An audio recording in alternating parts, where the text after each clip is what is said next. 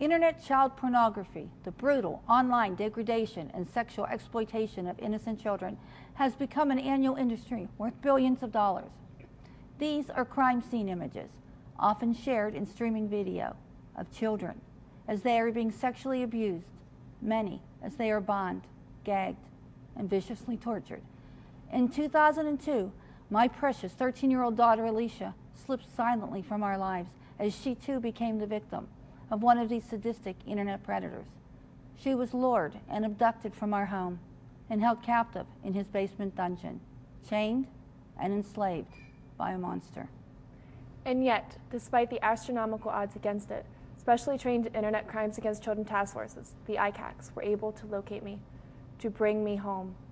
Today, this tragedy may have ended in grief. I may very well have been just another unidentified little body lying in its cold, shallow grave. The Internet has exploded exponentially, taxing law enforcement's ability to protect exploited children. Though a national law enforcement network of 61 task forces was created in response to this ever-increasing threat, it has been governmentally underfunded, drastically minimalizing its effectiveness. Using advanced peer-to-peer technology, they have uniquely identified more than 1 million individuals here in the U.S.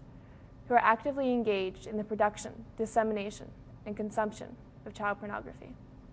These criminals are just a warrant away from arrest, and historically, of those cases investigated, 96% have resulted in a conviction evidenced by the hard drive, without a child re-victimized on the witness stand. And in 1/3 of those homes investigated, law enforcement has located and removed the exploited child, as I was.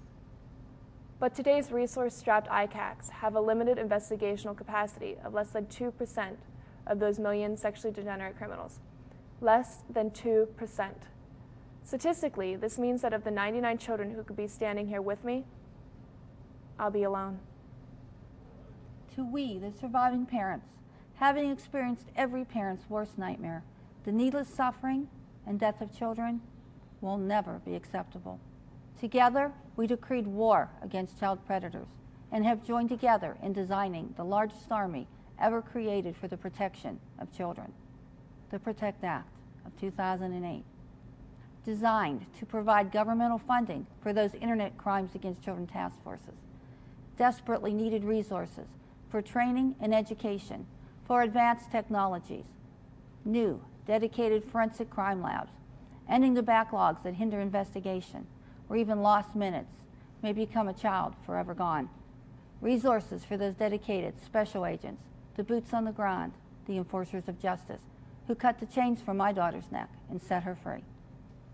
Though the PROTECT Act became law in 2008, we continue to struggle towards its adequate funding and to support its companion, Alicia's Law, providing additional state resources, self-reliant ICAC funding. Government policy that does not consider the safety of our children to be a priority is not an acceptable one. And real law enforcement investigation takes real money, actual, sustainable, earmarked, dedicated funding to save real children like me.